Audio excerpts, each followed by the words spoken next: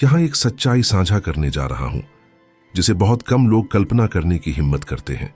मृत्यु के बाद पहले 3 घंटे में मानव आत्मा के साथ वास्तव में क्या होता है। हम बिना आधार की सामान्य थ्योरी की बात नहीं कर रहे, बल्कि एलन कार्डेक के अध्ययनों पर आधारित सटीक और गहरे वर्णन पर बात कर रहे हैं, जिन्हें आधुनिक अध्यात्मवाद का पिता माना जाता है। सोचिए, आपका शरीर काम करना बंद कर चुका है। आप न तो सांस ले पा रहे हैं न बोल, लेकिन आपकी चेतना जागरूक बनी रहती है। आप अभी भी अपने आसपास देख सकते, भावनाएं अनुभव कर सकते हैं और परिचित चेहरों को पहचान सकते हैं। लेकिन कुछ ऐसा होता है जो मानव आंखों को दिखाई नहीं देता। आत्मा शरीर से अलग होना शुरू कर देती है, लेकिन यह अनुभव यहीं समाप्त नहीं होता। जो कुछ इन 3 घंटों में होता है वह आपकी कल्पना से भी अधिक प्रकट करने वाला है। यह वीडियो आपको चरणबद्ध तरीके से बताएगा कि उस छोटे लेकिन अनंत समय में आत्मा क्या गुजरती है।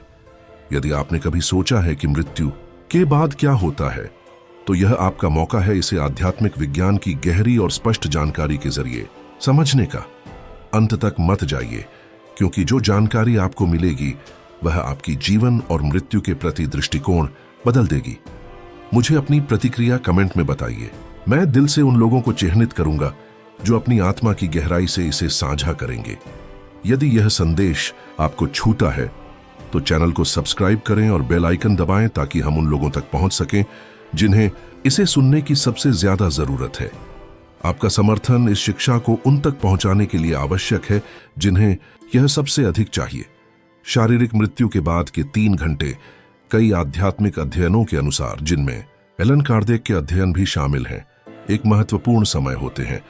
यह अवधि भले ही छोटी लगे, लेकिन इसमें जो होता है वह इतना शक्तिशाली और प्रकटकारी होता है कि वह जीवन को समझने और मृत्यु के बाद क्या होता है इस दृष्टिकोण को हमेशा के लिए बदल सकता है। अधिकांश लोग सोचते हैं कि मृत्यु पूरी तरह से समाप्ति है, कि दिल की धड़कन रुकने के साथ सब कुछ खत्म हो जाता है। लेकिन गंभीर माध्यमों और कार्डेक द्वारा प्रलेखित सैकड़ों आत्माओं के अनुभव हमें एक अलग सच्चाई दिखाते हैं। जब शरीर की धड़कन रुक जाती है और वह ठंडा होने लगता है, चेतना गायब नहीं होती, बल्कि यह तेज हो जाती है। आत्मा धीरे धीरे शारीरिक शरीर से अलग होने लगती है। कुछ लोग इस अनुभव को पुराने खाल से अलग होने जैसा बताते हैं, जबकि अन्य इसे एक तंग सूट से बाहर तैरने जैसा महसूस करते हैं। लगभग सभी की अनुभूति में पहले क्षणों में भ्रम और उलझन होती है। वे नहीं समझ पाते कि क्या हो रहा है। वे अपने चारों ओर देखते हैं और खुद को स्थिर पड़े हुए देखते हैं। उनके चारों ओर लोग रो रहे होते हैं या डॉक्टर उन्हें पुनर्जीवित करने की कोशिश कर रहे होते हैं। कई बार आत्मा तुरंत अपनी नई स्थिति को स्वीकार नहीं करती। वह संवाद करने, छूने या मदद मांगने की कोशिश करती है, लेकिन कोई उसे सुनता या जवाब देता नहीं। ये वही पल होता है जब वास्तविक आध्यात्मिक प्रभाव महसूस होना शुरू होता है। भले ही शारीरिक दर्द न हो, पर गहरी व्याकुलता अनुभव होती है, खासकर जब आत्मा उस पल का सामना करने के लिए तैयार नहीं होती। एलन कार्डेक ने ऐसे मामले दर्ज किए जहां आत्मा को यह समझने में घंटे या दिन लग गए कि वह अब मौजूद नहीं है। कुछ लोग अपने पुराने जीवन को जारी रखने की कोशिश करते रहे। घर में जाना, अपने प्रियजनों से बात करना, बिना यह समझे कि कोई जवाब क्यों नहीं दे रहा। ये पहले 3 घंटे तीव्र और अचानक जागृति के होते हैं, जब आत्मा अपनी नई वास्तविकता का अनुभव करने लगती है। अब कोई शारीरिक शरीर नहीं है, न कोई समय की घड़ी, न कोई अतीत जिसमें लौटना हो, केवल वर्तमान है। इस पल में भावनाएं बहुत गहरी हो जाती हैं। यदि व्यक्ति भौतिक वस्तुओं से जुड़ा था या नफरत, द्वेष या स्वार्थ में भरा था, तो वे ऊर्जा उसके साथ बनी रहती है। आत्मा अपनी कर्मों के प्रभाव को महसूस करती है। अगर उसने अधूरे मामले छोड़े, अपराध बोध या भय के साथ मरा, तो ये सब मजबूती से प्रकट होते हैं, क्योंकि आत्मा अब खुद को धोखा नहीं दे सकती। हमारे अंदर जो कुछ भी है वह स्पष्ट हो जाता है और यहीं से असली न्याय शुरू होता है। कार्डेक इस न्याय को बाहरी नहीं बताते, न ही किसी सजा या इनाम की तरह, जैसा कुछ पारंपरिक धर्म सिखाते हैं, बल्कि इसे एक अंतरंग परीक्षा बताते हैं, जिसमें आत्मा बिना किसी आवरण के खुद को देखती है। यह क्षण जितना अद्भुत हो सकता है, उतना ही भयानक भी। कुछ आत्माएं बताते हैं कि वे एक गहरी अवर्णनीय शांति का अनुभव करती हैं। जबकि अन्य चीखते, रोते और निराश हो जाते हैं, क्योंकि वे उस हानि को तीव्रता से महसूस करते हैं जो उन्होंने की, उन शब्दों को जो उन्होंने नहीं कहे और उस प्रेम को जिसे उन्होंने नकारा। उन 3 घंटों के दौरान पूर्ण अलगाव की एक अपरिवर्तनीय प्रक्रिया शुरू होती है। यह ऐसा होता है जैसे आत्मा अपनी पूरी कहानी को खोलने लगती है। जो कुछ भी जिया गया वह एक तेज गति वाली फिल्म की तरह उभरता है। चित्र, भावनाएं, क्षण और निर्णय जो अब छुपाए नहीं जा सकते। पहली बार आत्मा अपनी मौजूदगी के वास्तविक प्रभाव को समझती है। सबसे ज्यादा उलझन में डालने वाला केवल वह नहीं होता जो वह देखती है, बल्कि वह होता है जो वह महसूस करती है, क्योंकि हर याद एक प्रबलित भावना के साथ जुड़ी होती है। यदि यह कोई दयालुता का कार्य था तो आत्मा उसे इतनी खुशी के साथ फिर से जीती है कि वह रोशनी से भर जाती है। लेकिन यदि यह क्रूर, स्वार्थी या विश्वासघाती था तो वह दृश्य एक खुली चोट की तरह दोहराया जाता है। यह कोई सजा नहीं है, बल्कि जागरूक चेतना की एक स्वाभाविक प्रतिक्रिया है। एलन कार्देक के अनुसार उन 3 घंटों के दौरान आत्मा अपनी आध्यात्मिक स्तर के अनुसार कंपन करने लगती है, और वही कंपन तय करता है कि वह क्या देखती है, क्या महसूस करती है और किस दिशा में जाती है। यह किसी बाहरी शक्ति की बात नहीं है जो अपनी मर्जी से किस्मत थोपे, बल्कि यह आत्मा स्वयं है जो अपने कर्मों के अनुसार अपनी वास्तविकता को आकर्षित करती है। उदाहरण के लिए उन्नत आत्माएं बताती हैं कि उन्हें प्रकाशमय प्राणियों द्वारा स्वागत किया गया, जैसे मार्गदर्शक, पहले से निधन हो चुके परिवार के सदस्य या आध्यात्मिक मित्र। ये प्राणी उनके संक्रमण में मदद करते हैं, शांति देते हैं, समझाते हैं और साथ देते हैं। लेकिन सभी को यह सहायता तुरंत नहीं मिलती। जो आत्माएं जीवन में प्रेम, करुणा और उच्च उद्देश्य से दूर थीं, वे अक्सर अकेली पाती हैं, एक प्रकार की मानसिक धुंध में फंसी हुई, एक मध्यवर्ती अवस्था में जहां समय रुक सा जाता है। एलन कार्देक ने इस स्थिति को हेरेटिसिटी कहा। यह आग का नर्क नहीं, बल्कि विचारों से बनी एक जेल है। व्यक्ति अपने गलतियों को बार बार जीता है और बचने का रास्ता नहीं पाता, जिससे एक दर्दनाक अवस्था शुरू होती है जो आसक्ति से भरी होती है। कई आत्माएं अपने पिछले जीवन को छोड़ने से इनकार करती हैं। वे अपने घर, बच्चों या साथी को छोड़ना नहीं चाहती। वे तैरती रहती हैं, संवाद करने, चिल्लाने या छूने के लिए उत्सुक, लेकिन असमर्थ। इससे वे बेचैन, भ्रमित और गहरे दुख में डूब जाती हैं। यह भारी ऊर्जा कभी कभी जीवित लोगों को भी प्रभावित करती है, जिन्हें इन आत्माओं की उपस्थिति महसूस होती है। बार बार दुःस्वप्न आते हैं या मूड में अचानक बदलाव होते हैं। यह सब उस आत्मा की झलक हो सकती है जो आगे बढ़ नहीं पाई। यहां एक महत्वपूर्ण बात आती है, विचार। एलन कार्देक ने कहा कि आत्मा के विचार एक वास्तविक शक्ति है। जो कुछ आत्मा सोचती है वह प्रकट होता है। यदि वह भय, अपराध बोध या इच्छाओं से भरी है तो ये भाव उसके वातावरण में झलकते हैं। इसलिए कुछ आत्माएं अंधेरे दृश्य देखती हैं, ठंड महसूस करती हैं या परेशान करने वाली आवाजें सुनती हैं, न कि इसलिए कि वे किसी अभिशप्त स्थान पर हैं, बल्कि इसलिए कि उनका मन उसी आवृत्ति पर कंपन कर रहा है। आध्यात्मिक संक्रमण स्वतः नहीं होता। इसके लिए आसक्ति त्यागने, समझदारी और विनम्रता की आवश्यकता होती है। जो जीवन में विश्वास, परोपकार और आत्मनिरीक्षण की खेती करते हैं, उन्हें अधिक शांति भरा अनुभव होता है। वहीं जो आध्यात्मिकता को नकारते हुए भौतिकता में फंसे रहते हैं, उन्हें एक अचानक टूटन का सामना करना पड़ता है। ये 3 प्रारंभिक घंटे सब कुछ बदल देते हैं, क्योंकि यह यात्रा का आरंभ है जो अब शरीर, धन, शक्ति या विश्वास पर नहीं, बल्कि आत्मा की सबसे नग्न, खुली और प्रकट अवस्था पर निर्भर करता है। और यदि कई आत्माएं कुछ बहुत स्पष्ट रूप से वर्णन करती है, यह धर्म की बात नहीं है, बल्कि इरादे की है। आप जीवन भर चर्च जाते रहे हों, फिर भी एरेटिसिटी में खो सकते हैं, या आप एक विनम्र और शांत आत्मा रहे हों जो बिना कुछ पाने की आशा किए मदद करता था और आपको प्रकाश से स्वागत मिला। ऐसा इसलिए होता है क्योंकि आध्यात्मिक ब्रह्मांड दिखावे पर नहीं, बल्कि कंपन पर प्रतिक्रिया करता है, और वह कंपन आपकी पूरी पहचान का प्रतिबिंब होता है। मृत्यु के बाद तीसरे घंटे के पूरा होते ही आत्मा की स्थिति में कुछ बदलाव शुरू होता है। यह केवल यह समझने का समय नहीं है कि वह मर चुका है, बल्कि यह स्वीकार करने का भी है कि उसे अपना मार्ग जारी रखना होगा। कुछ जब उन्हें अपनी पुकार का जवाब नहीं मिलता तो वे निराशा में डूब जाते हैं। अन्य शांत हो जाते हैं और स्वीकार करते हैं उस समय एक कोमल प्रकाश प्रकट होता है जो भौतिक नहीं बल्कि मानसिक होता है। एलन कार्डेक के अनुसार यह प्रकाश एक वास्तविक स्वर्गीय दीपक नहीं बल्कि एक जीवंत रूपक है जो आध्यात्मिक स्पष्टता को दर्शाता है। आत्मा जीवन के भौतिक बंधनों को छोड़ना शुरू करती है। यह चेतना आती है कि कुछ भी स्थायी नहीं है और जो सबसे महत्वपूर्ण है वह आत्मा में अंकित है, कार्य, भावनाएं, इरादे। इस अवस्था में कई लोग इतनी गहरी पश्चाताप करते हैं कि वे रोते हैं, लेकिन आंसुओं से नहीं बल्कि आत्मा से। वे उन शब्दों के लिए रोते हैं जो उन्होंने कभी नहीं कहे, उन माफियों के लिए जो उन्होंने नहीं दी, उन लोगों के लिए जिन्हें उन्होंने चुपचाप प्यार किया और अब छू नहीं सकते। यही वह समय है जब आध्यात्मिक स्तर से पहली सहायता के संकेत दिखने लगते हैं। मित्र आत्माएं पास आती हैं, अक्सर परिचित लोगों के रूप में, सांत्वना देने के लिए। सभी यह उपस्थिति महसूस नहीं कर पाते। यह उनकी स्पष्टता और आध्यात्मिक कंपन पर निर्भर करता है। जो भौतिक जीवन से गहराई से जुड़े रहते हैं और मृत्यु को स्वीकार नहीं करते, वे एक ट्रांस की स्थिति में रह जाते हैं, सपनों में खोए, भ्रमित और बार बार एक ही तस्वीरों में फंसे। वहीं जो शांत होते हैं, भले ही सब समझ ना पाएं, वे एक अंदरूनी कोमल आवाज सुन पाते हैं जो आगे बढ़ने का निमंत्रण देती है। यह एक विस्तारित सहज ज्ञान की तरह है, एक स्वागत की कंपन। जब आत्मा विनम्रता और समर्पण के साथ प्रतिक्रिया देती है तो उसे एक विशेष चुंबकत्व से घेर लिया जाता है, जैसे कि उसे धीरे धीरे एक हल्के, स्पष्ट और शांत स्तर की ओर खींचा जा रहा हो। कार्डेक ने इस घटना का वर्णन सैकड़ों लिखित अनुभवों के आधार पर किया। कई में आत्मा बताती है कि उसने महसूस किया जैसे अदृश्य हाथ उसे मुक्त कर रहे हों, एक शक्ति द्वारा मार्गदर्शित जो उससे कुछ मांग रही हो।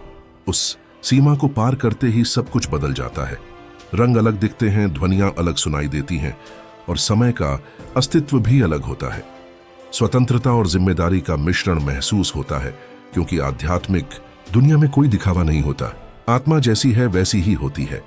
कोई सामाजिक मुखौटा या दिखावा नहीं। सब कुछ हर जीव की आत्मा के सार के साथ सामंजस्य में कंपन करता है। यही वह पल होता है जब कई समझ पाते हैं कि वे तैयार नहीं थे, क्योंकि उन्होंने जीवन भर बाहरी वस्तुएं, पदवी और अनुभव जमा किए, पर आत्मा की देखभाल करना भूल गए। तब एक नया चरण शुरू होता है, आध्यात्मिक शिक्षा। यह स्वर्ग नहीं जहां स्वर्गदूत वीणा बजाते हैं, बल्कि एक गहरा और प्रेमपूर्ण विद्यालय है जहां आत्मा को अपने मार्ग की समीक्षा, अपनी गलतियों को समझने और अपनी अच्छाइयों को पहचानने का निमंत्रण मिलता है। कुछ मामलों में आत्मा स्वयं पृथ्वी पर वापस आने का अनुरोध करती है, न कि दंड के रूप में बल्कि अवसर के रूप में। अपनी गलतियों की गंभीरता समझकर वह सुधारना, विकसित होना और बेहतर प्रेम करना चाहती है। यही पुनर्जन्म कहलाता है, एक ऐसा चाह जो लगभग स्वाभाविक रूप से उत्पन्न होता है।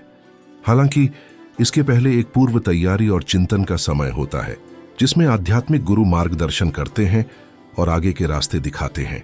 ये पूरी यात्रा मृत्यु के बाद के पहले 3 घंटों में शुरू होती है। अब एक पल के लिए कल्पना करें कि वह आत्मा जिसके बारे में हम बात कर रहे हैं आप ही हो सकते हैं, न कल न 10 साल बाद, बल्कि शायद आज रात ही, क्योंकि कोई नहीं जानता वह क्षण कब आएगा। अगर ऐसा हुआ तो क्या आप अपने भीतर के उस आईने का सामना करने के लिए तैयार होंगे? क्योंकि मृत्यु के 3 घंटे बाद ठीक यही होता है।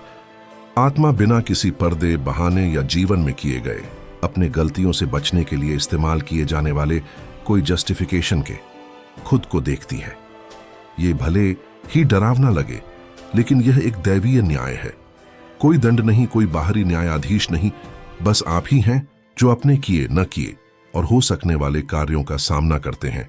बहुतों के लिए यह अनुभव किसी भी काल्पनिक नर्क से भी अधिक तीव्र होता है, लेकिन यह एक बड़ा अवसर भी प्रदान करता है, क्योंकि एलन कार्डेक द्वारा संकलित संचारों में ऊंची आत्माएं बार बार यही कहती हैं कि हमेशा एक रास्ता होता है, हमेशा एक मदद का हाथ बढ़ा होता है और हमेशा प्रेम होता है जो आपका इंतजार करता है, यदि आप उसे स्वीकार करने का फैसला करें। कई आत्माएं बताती हैं कि इन पहले घंटों में उन्हें एक ऐसी उपस्थिति महसूस होती है जिसे वे शब्दों में व्यक्त नहीं कर सकते। वह कोई चेहरा नहीं, बल्कि एक ऊर्जा, एक गर्माहट, एक उच्च चेतना होती है जो उन्हें घेर लेती है और एक निश्चितता का संचार करती है। आप अकेले नहीं हैं। यही निश्चितता उपचार शुरू करती है। आत्मा की सबसे गहरी तन्हाई सबसे बड़े दर्दों में से एक है, लेकिन साथी की अनुभूति से आत्माएं हार मानने लगती है, न कि पराजय के रूप में, बल्कि एक बड़ी शक्ति के प्रति समर्पण के रूप में, जो उन्हें बुलाती है, मार्गदर्शन करती है और याद दिलाती है। यह ऊर्जा हमेशा मौजूद रही है, लेकिन जीवन के दौरान दुनिया की आवाज, भागदौड़ और अहंकार के कारण कई इसे भूल जाते हैं। मौत में विरोधाभास यह है कि कई लोग याद करते हैं कि वे जन्म से पहले कौन थे। आत्मा की स्मृति होती है, एक आध्यात्मिक स्मृति जो हर कदम, हर चुनाव और हर सच्ची भावना को संजोती है। जब वह स्मृति पुनः जुड़ती है तो कुछ गहरा जागता है, एक मिशन। हाँ, मृत्यु के बाद भी मिशन जारी रहता है। सब कुछ समाप्त नहीं होता, बस रूप बदलता है। आत्मा सीखती रहती है, मदद करती रहती है, मार्गदर्शन करती रहती है और प्रेरित करती रहती है। कुछ आत्माएं अपने प्रियजनों की अदृश्य रक्षक बन जाती है, कुछ आध्यात्मिक क्षेत्र में काम करना चुनती है, भ्रमित आत्माओं की मदद करती है जैसे कि वे खुद थीं, और कुछ नए अवसरों, चुनौतियों और सीख के साथ भौतिक दुनिया में लौटने की तैयारी करती हैं। यह सब एक निर्णय से शुरू होता है, सत्य को स्वीकार करना कि जीवन समाप्त नहीं होता, चेतना जारी रहती है। और प्रेम, वह प्रेम जिसके बारे में बहुत बातें होती हैं लेकिन जिसे बहुत कम लोग सच में जीते हैं, वास्तविक, मूर्त और शाश्वत है। यही एक चीज है जो तब भी हमें थामे रखती है जब शरीर नहीं रहता। अंत में हमारे साथ वह कुछ ही रहता है जो हमने दिया, जिसे हमने प्यार किया, जो हम चुपचाप थे जब कोई नहीं देख रहा था, जो हमारे भीतर गूंजता था। यदि हम इसे अब भी समझ लें, जब हम अभी सांस ले रहे हैं, तो हमें एक अमूल्य लाभ मिल जाएगा। मृत्यु एक आश्चर्य, एक त्रासदी या दंड नहीं रहेगी। यह एक जागरूक संक्रमण होगा, एक स्वाभाविक कदम उस स्तर की ओर जो अब हमें डराएगा नहीं, क्योंकि हम जानेंगे कि महत्वपूर्ण यह नहीं कि आप कितना जिए, बल्कि कैसे जिए। कार्देक ने स्पष्ट किया कि आध्यात्मिक ज्ञान का उद्देश्य दूसरों को प्रभावित करना या मनाना नहीं, बल्कि प्राप्तकर्ता को बदलना है। यह वीडियो सिर्फ जानकारी देने के लिए नहीं है, बल्कि आपको अपनी आत्मा से अपनी जिंदगी को देखने, यह सोचने के लिए आमंत्रण है कि आप अपने भीतर क्या बना रहे हैं, क्योंकि वही असली मूल्य है। आपकी आखिरी सांस के 3 घंटे बाद कोई यह नहीं पूछेगा कि आप कौन सी कार चलाते थे, आपके कितने फॉलोअर थे या आप प्रसिद्ध थे या नहीं। मायने यह होगा कि क्या आप अपने प्रति ईमानदार थे, क्या आपने दया के साथ व्यवहार किया, क्या आपने माफ करने का साहस दिखाया और सीखने की विनम्रता अपनाई। आध्यात्मिक क्षेत्र दूर नहीं, न ही कहीं और है, यह यहां अभी हमारे बीच है। जो अदृश्य है वह कम वास्तविक नहीं है, केवल कम दिखाई देता है। जब वह सीमा पार होती है, जब आत्मा पूरी तरह से भौतिक शरीर से अलग हो जाती है, तो सारी भ्रांतियां समाप्त हो जाती हैं और जो पहले आभास था वह निश्चितता बन जाता है। कई आत्माएं उस क्षण को भावनात्मक विस्फोट के रूप में वर्णित करती हैं, एक ऐसा पल जब सब कुछ अर्थपूर्ण हो जाता है, जैसे पूरा जीवन एक परिपूर्ण जाल का हिस्सा हो, भले ही जीवन में वह इसे न समझ पाई हो। वहां से असली यात्रा शुरू होती है, विकास, सुधार और उनसे पुनर्मिलन का रास्ता, जिन्हें हमने प्यार किया है और जिन्हें हमें चंगा करना है। मौत हमें अलग नहीं करती, बस उन बंधनों का रूप बदल देती है जो हमें जोड़ते हैं, जो चले जाते हैं।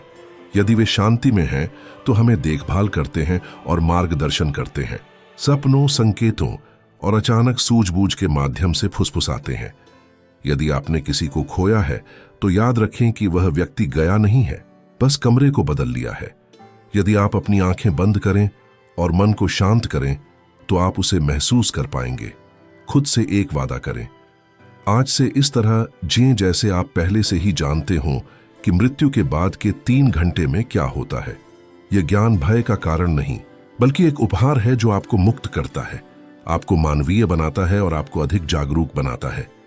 जहां तक हो सके मदद करें, जो असंभव लगता है उसे माफ करें, अहंकार छोड़ दें और बिना कारण गले लगाएं, क्योंकि हर छोटा कदम मायने रखता है और आत्मा सब कुछ याद रखती है।